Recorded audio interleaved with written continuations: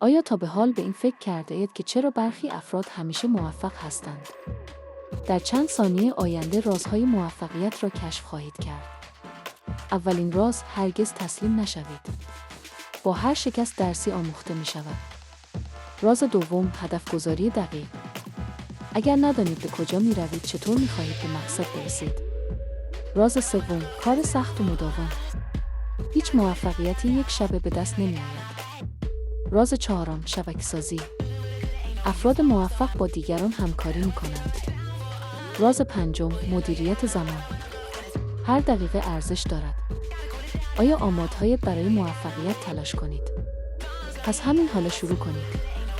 به یاد داشته باشید شما هم می توانید موفق باشید. تنها کافی است که باور داشته باشید.